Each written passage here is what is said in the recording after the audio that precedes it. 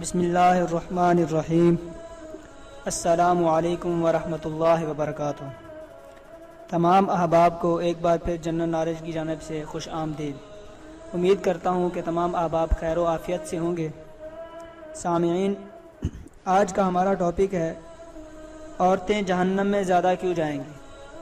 عورتیں جہنم میں زیادہ کیوں جائیں گی؟ سامعین، فرمان ربانی ہے وَإِنَّ لَنَا لَلْآخِرَةَ وَالْأُولَى۔ حق تعالیٰ اپنے کلام پاک میں ارشاد فرما رہے ہیں کہ دنیا میں جیسی کوئی راہ اختیار کرے گا اس کو ویسا ہی ثمرہ دیں گے، کیونکہ یہ دنیا اور آخرت دونوں ہی ہمارے قبضہ قدرت میں ہیں اور دونوں میں ہماری ہی حکومت ہے۔ اس لیے دنیا میں ہم نے انسان کے لیے احکام اور قوانین مقرر کیے ہیں، یعنی دنیا و آخرت دونوں بہرحال ہماری ملکیت میں قائم ہیں، یعنی دنیا و آخرت دونوں پر بہرحال ہماری ملکیت قائم ہے اور ہمارے قوانین قرآن مجید کے ذریعے نافذ ہیں، اور دنیا سے آخرت تک تم کہیں بھی ہماری گرفت سے باہر نہیں ہو اور نہ ہماری گرفت سے بچ سکو گے۔ مطلب اگر تم اس دنیا میں بھلائی کرو گے تو اس بھلائی کا فائدہ تمہیں ہی پہنچے گا، ہمیں اس بھلائی سے کوئی فائدہ نہیں پہنچا سکو گے، اور اگر تم اس دنیا میں کوئی برائی کا کام کرو گے تو اس برائی کا وبال تم پر ہی آئے گا، تمہاری اس برائی سے ہمیں کوئی نقصان نہیں پہنچے گا۔ البتہ آخرت کی کھیتی بونے والے کسان کو دنیا بھی حسب ضرورت ملے گی، اگرچہ وہ اس کا طالب نہیں ہے اور نہ دنیا اس کا مقصد ہے۔ واضح ہو کہ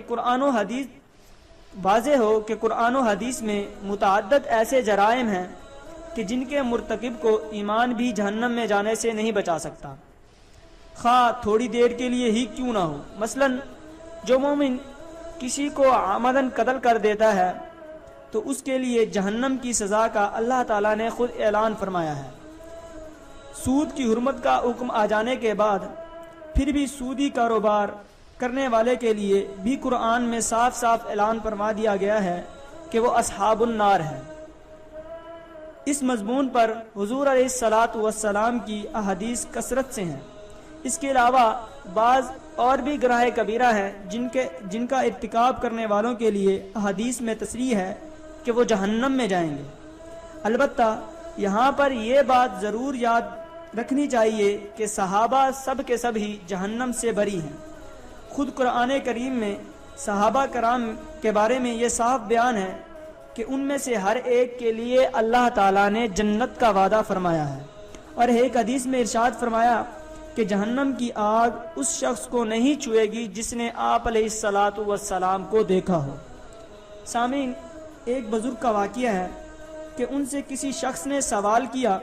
کہ دوزخ کی آگ سے زیادہ گرم کون سا عمل ہے،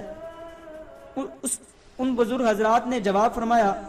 کہ حرص اور دنیا کی محبت دوزخ کی آگ کی تپش سے زیادہ گرم ہے، کہ حرص اور دنیا کی محبت دوزخ کی آگ کی تپش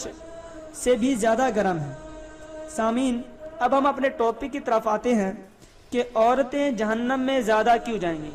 حضرت ابو ہریرہ رضی اللہ تعالی عنہ سے حدیث مروی ہے کہ رسول اللہ صلی اللہ علیہ وسلم نے فرمایا خدا کی جہنم میں سب سے زیادہ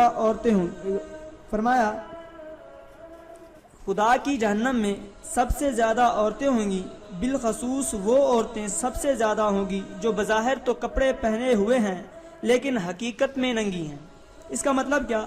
کہ وہ عورتیں جو نہایت ہی باریک کپڑے پہنتی ہیں کہ جن کے جسم کے سارے نشیب و فراز اور حیت باوجود کپڑے پہنے ہوئے کے بھی نمایاں ہوتی ہے، اور بدن کی پوری حالت باہر سے جھلکتی ہے، جو کہ نفس پرست اور عیاش عورتوں کی ہی شان ہے۔ اسی طرح کسی مسلمان عورت کو ایسے لباس زیب تن کرنا زیب نہیں دیتا اور نہ شرافت اجازت دیتی ہے، اور لوگوں کے دلوں میں خواہش پیدا کرنے والی عورتیں یعنی نہایت ہی تکلف اور بناؤ سنگار کرنے والی عورتیں فطری انداز سے میٹھی میٹھی باتیں کرنے والی عورتیں، جو باتیں آج کل اسکول کالج کی لڑکیوں کے اندر زیادہ پائی جاتی ہیں، اور وہ عورتیں جو ناز سے شانوں کو گھما کر لچکدار چال سے چلیں گی، جو چال بالکل ایک رنڈی اور فاحشہ عورت کی ہے، اور جو سینے کی حیت زہر کر کے طوائف کی طرح چلیں گی، اور پنڈلی ننگی، سر ننگا اور بالوں کی چوٹیاں لہرا لہرا کر رقاصہ عورت کی طرح بے حیائی کے ساتھ سڑکوں بازاروں میں گھومتی پھریں گی، اور چلتے ہوئے اپنے آپ کو بہت کچھ سمجھیں گی کہ ہم پہ نہ جانے کتنے لوگ فریفتہ ہوں گے، اور ہماری حرکت و چال اور پوشاک پر نہ جانے کتنے شائفتہ ہوں گے، اور نہ معلوم کیا کیا اس کے دل سے ناپاک نیتیں گزرتی ہوں گی، جبکہ خدا اور اس کے رسول صلی اللہ علیہ وسلم کی نگاہ میں اس کی قیمت غلاظت کے سوا کچھ نہیں، غلاظت کے کیڑے سے بھی زیادہ گری ہوئی ہے اور بدتر ہے۔ اس کے بعد حضور علیہ الصلاۃ والسلام نے فرمایا، اے دنیا کے لوگوں، یاد رکھو ایسی عورتیں خدا کی جنت میں ہرگز داخل نہ ہوں گی اور نہ جنت کی خوشبو پائیں گی، جبکہ جنت کی خوشبو بے حساب فاصلہ سے آئے گی۔ سامعین، اسی طرح ایک اور واقعہ ذکر کرتا چلوں کہ ایک دفعہ حضرت ابو ربیح رحمۃ اللہ علیہ نے حضرت داؤد طائی رحمۃ اللہ علیہ سے وصیت و نصیحت کی درخواست کی، تو آپ نے فرمایا کہ دنیا سے روزہ رکھو اور آخرت سے افطار کرو، اور دنیا میں رو اور آخرت میں ہنسو۔